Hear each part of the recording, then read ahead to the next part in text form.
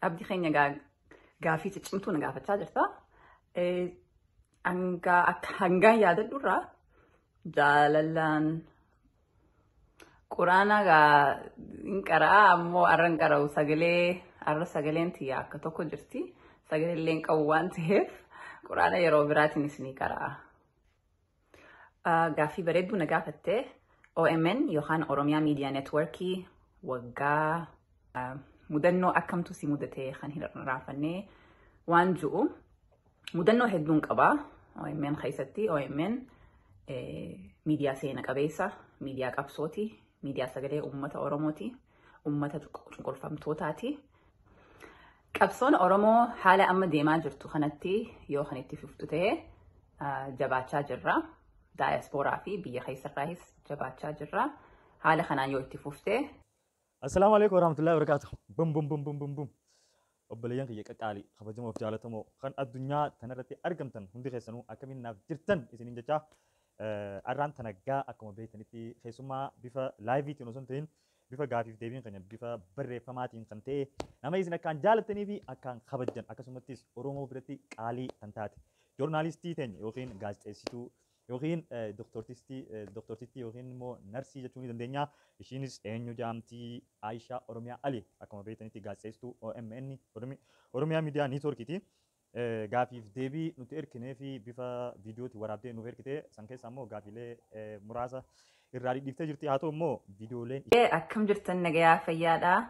Abdii keenya galatoomii sagantaa keetii irratti nu afeeruu keetii fi duraan dursee maqaan kiyyaa Aisha Ali yookaan Aisha Oromiyaa Ali naan jaanii gaa daawwattoota kee wajjin wal barnoota gaarii. Kaan immoo Aisha Ali maal hojjetti yookaan ogummaa maal qabdii kan jiru. Aishaan barnootaan gara barnootaatiin neersii fixattee jirti. So hojii neersiin hojjedha. Master listening qaba. International Public Health ittiin qaba. Waa'ee fayyaa jechuudha. Fayyaa addunyaa laalchise. Kaan immoo gaazixeessummaa ogummaallee itti qabaachuu baadhu muuxannoon itti qaba. Fedhiin itti qaba. Gaafa dargaggeessaa fi shamarraniitti illee youth jechuudha. Gaafan tiineejara ture waggaa 16 jechuudha. Irraa jalqabee sagantaa Oromoo Austraaliyaa Melbourne raadiyoo irratti afaan Oromootiin anaa fi waahillan kiyya waliin dabarsaa turre. San booda eegan Ameerikaa dhufee gaazexeessummaa bifa biraatiin illee itti fufee jechuudha. Gaaffii bareedduu na gaafattee OMN yookaan Oromiyaa Miidiyaa Neetworkii waggaa hanga tokkoof hojjedhe 2015 jalqabeetiin ilaa 2017 hojjedhe waggaa 2 wayii jechuudha. Kiin dura itti jalqabee fedhii gaazexeessummaa kana waan hin qabuuf jecha sagantaa AOA show irraan ittiin dalagu ture jechuudha. Yeroo sanitti Fu'aad Siraaj kaameramaan OMN ture. Isaaniin na gargaarii edit godhuu jee edit irratti na gargaaraa ture. Viidiyoo hamma tokko ifmaaf hojjedhe. Akkasitti inni edit irratti na gargaaraa ture. Stuudiyoo san keessa waan hojjetuuf viidiyoolee taphachiisaa ture. Hanga hoggaa sagantaa OMN fixate booda sagantaa kiyya irratti hojjechaa ture. Yeroo sanitti OMN gaazexeessaa dubartii barbaadaa turan. Nama oduu isaaniif dabarsu. Obbo Dijenee Guutamaatillee yeroo san jalqabe. Kan amma editor in chief OMN jechuudha. Ammallee achuma jira. So Dijeneen hoggaa Fu'aad edit godhu eenyu isiin jee gaafatee jechuudha. Aisha jaaniin jee Fu'aadis keessa ibsee fi duuba nama biraamaa barbaannaa miti isinuu ni dandeessi. Isin ayaamaa jeen jaan. Achi na yaamanii san booda leenjii barbaachisus hoggaa talk show qabduu fi hoggaa oduu dabarsu xiqqishoo garaagarummaa qaba. Sanii waan takka waan na barbaachisu na shaakalsiisee Samboda gaa the rest is history jetti gaa hafe seenaadha. Chirraa hin jalqabee jechuudha. OMN sababa gaa AOA show jalqabee fi akkasumas gaa akka tasaa viidiyoo kiyya arguudhaan dajaneen isma naayamaa nama biraan barbaannu yaada joon OMN jalqabnee jechuudha. Gaafii jajjabtuu na gaafachaa jirta abdii keenya. Mudannoo akkamtu si mudatee kan hin raafannee waan jiru mudannoo hedduun qabaa. OMN keessatti OMN miidiyaa seena qabeessa, miidiyaa qabsooti, miidiyaa sagalee uummata Oromooti, uummata cunqurfamtootaati. Saniif OMN irra hojjechuu yookaan achirratti mul'achuu irrattuu sunuu mudannoo ajaa'ibaati anaaf seenaadha. Saniif garuu akka addatti wannin laalu waa lama. Tokko yeroo duraatiif miidiyuma Oromoo irrattuu TV Oromoo irratti nama hijaaba uffatee dubartii tahee mul'ate kan jalqabaaf ana naf fakkaata. Miidiyaa Oromoo keessatti miidiyuma naannawa biyya sanitti argamtuufillee akkas jeetiin hubadha. Akka yeroo san himaa turanitti saniifuu tokko sun seena qabeessa. Lammaffaan ammoo bifa aadaatiin uffata aadaa uffadhee OMN irratti mul'achuu kiyyaaf mudannoosi gammachuusi waan itti boonusi. Sunilleen yeroo duraatiif akkaan hubadhetti yeroo duraatiif namni aadaa uffatee miidiyaa Oromoo irratti bahee yookaan miidiyaa naannawa san irratti bahee ana jeetiin fudhadha. Saniifuu kun mudannoo lama ajaa'ibaa kan na mudatee yookaan nu mudate jechuun hin danda'a. Maaliif OMN waliin qabna wanni achirratti argamu, wanni achirratti mul'atu waan saba kanaati, waan saba keenyaati. Saniif waliin itti boonna jeetiin abdii qabaa jechuudha.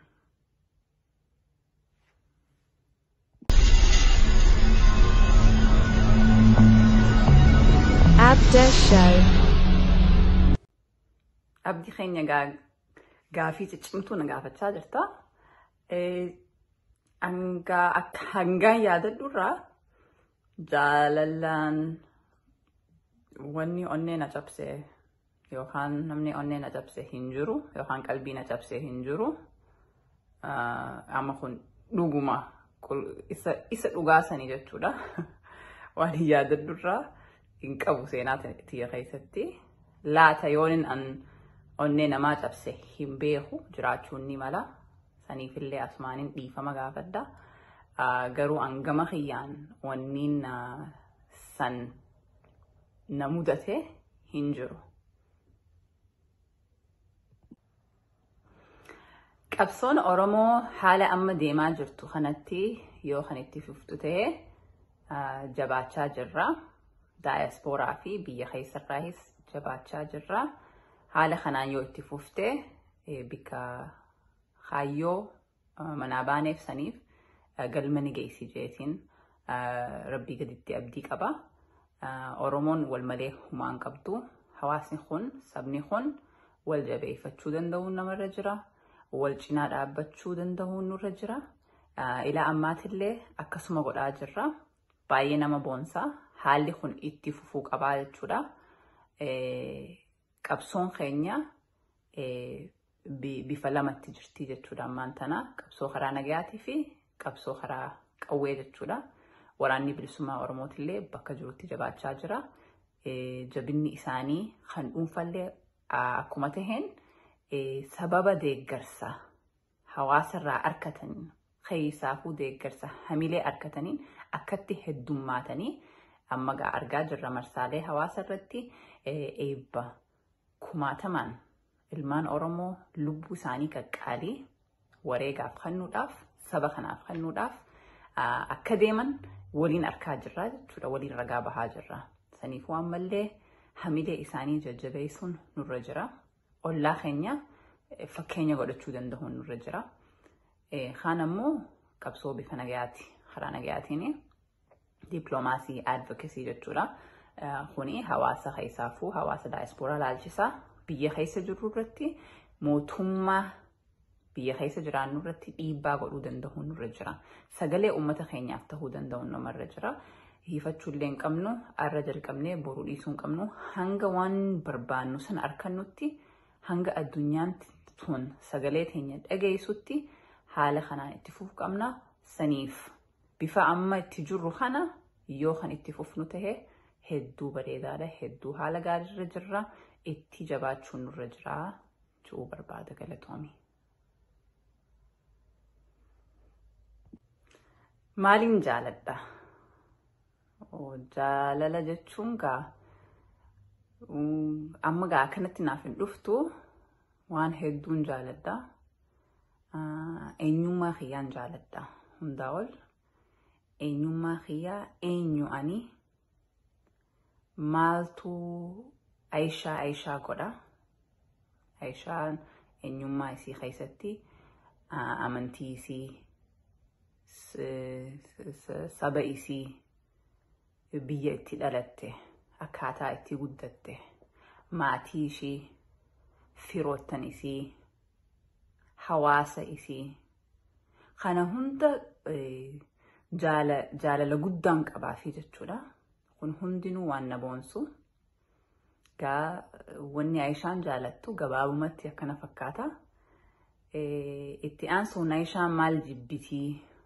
Waan hin jibbu hedduullee hin qabu. Garuu waan takka takka kan nama jibbisiisu an akka Aishaatti dhuunfaa kiyyatti jechuudha.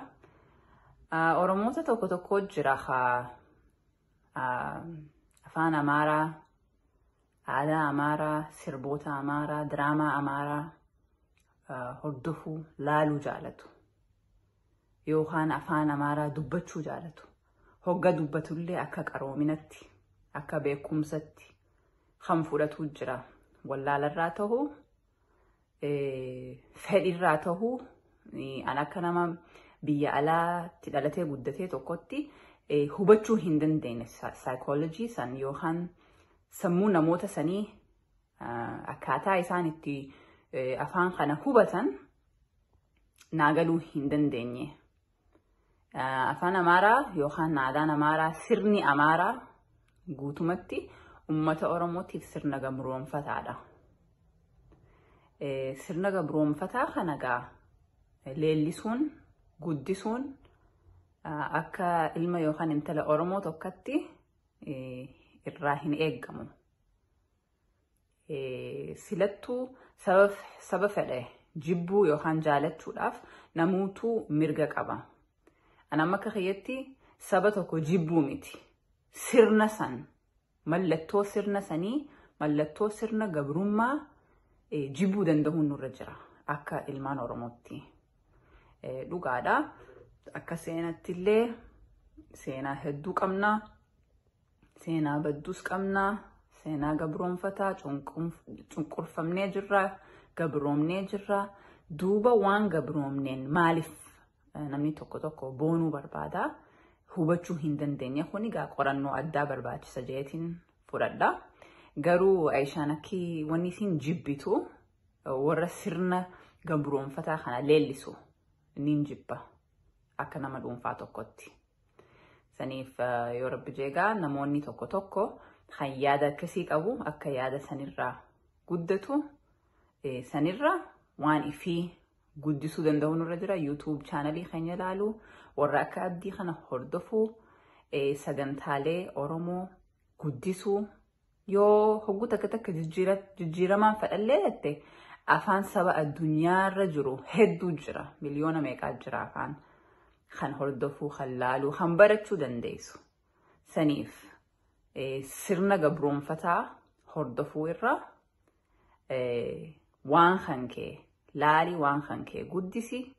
Itti aansuudhaan ammoo waan addunyaa itti jirtu, afaan addunyaa, seenaa addunyaa barachuu, hordofuu, tattaafachuu irra jiran fakkaata. Akka Aishaatti hanganumaan jaawaa'ee kanarratti.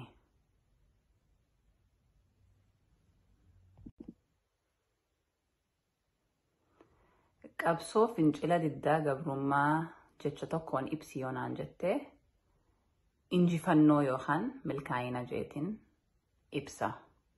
Qabsoo yeroo ammaa ammoo yoonin ibsee jecha tokkoon xiqqoo nama dhibaa garuu yoonin ibsee karaa jirra itti fufuudha.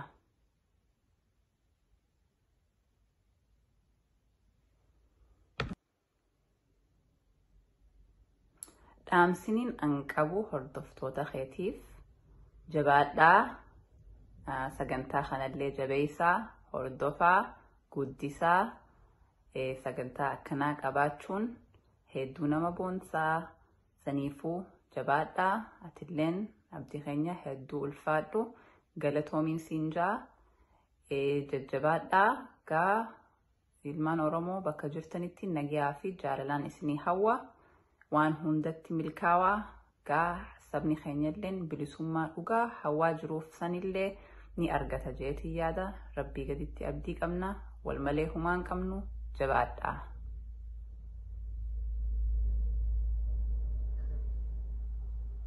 Ishiin ergite kana fakkaataa, deebisaan ishiitis kana fakkaataa. Waan takka kanii isin dhaamutu jira. Warra maaliif yeroo hunda qofaltaa qoflan baay'isinii maali jettan? Waan isin hin galin takkaa jira, waan adda isinii baasuu qabarraan tan. Isin sagantaan tun waan hin haarootti yookiin immoo akka nama fidee YouTube irratti edit godhee kaa'u isinii fakkaata. No akkasii miti. Sagantaa YouTube waliin eegalee hanga ammatti. Inshallah eegaluuf hin deema ammaan tana sagantaa YouTube qofatti. Taniin immoo hanga ammatti isiniif dabarsu jiru YouTube irratti sagantaa YouTube miti. Sagantaa Instagram irratti bifa live-tiin osoo live jechuun beektanii osoo uummanni achi gala jiru gaafilee nuti gaafannu gaafilee qoflaatii gaafii bashannanaatii. Immoo sagantaa YouTube gisee yeroo eegallee wanni dilli sun ni sirraawaa jechuu yookiin immoo keessummaa teenya gama istiidiyootiin isinii goona san booda waan barbaaddan akka isin fayyadanitti isinii goona. Garuu hangasitti nu obsaa. Achi uummanni achi jala taa'ee nu daawwatu sun dalagaa dhiisee yookiin immoo waan adda addaa dhiisee taa'ee nu daawwata. Dirqama gaafii bashannanaa baasnee fi qofallee hojii taphachuun laayivii irratti baatee yeroo nama ajjaasoitu qofluun dirqama. Qofli immoo amala kiyyatee sanirraan gaafii nan gaafadhuu fi mee nama tokko baacoo sitti himee waa'ee qoflaa sitti himee ati ustee akkanumatti teessee ilaaltu hangam takka akka fokkatu ni beektanii yoo ati qofalleef namni qophii san qopheessu yoo taa'ee hin qofalleef laayiviin sun hedduu fokkata. Yookiin immoo Instagram irratti akka nama maaliif qofalta yoo inni xiqqeeshoo fuula guuree maaliif fuula guurta nama naan jiru malee maaliif qofalta nama naan jiru nagarre garuu YouTube sagantaan tun YouTube'ii fi miti Instagramiiti. YouTube'if sagantaa isiniif hin fida inshallah sagantaa bareedduu akka isin feetanittiin isinii fida. Hangasutti nu obsa hangasutti waan duraan laayiviin duraan seef godhe viidiyoo baatii torba dura fa'aa amma kafaayisaa maakkii sun hundi viidiyoo duraaniiti osoo beektan Instagram jala yoo seentanii agartan. So sanii amma bifa haarawaatiin isinii dhufa inshallah rabbii wajjin fi uummata Oromooti wajjiniin kanumaan isiniin jechuu barbaada. Naa galatoomaa hedduun isin jaaladha hedduun isin kabajas. Bum bum bum bum. Fuulli miidiyaalee hawaasaa yeroo akka namoota akka dhalchuun beekama. Tataatutti argamu miidiyaan nuuf fide tokko isiniif keessumaa qabadde dhoofe namni kun Abdii Shawuu jedhama.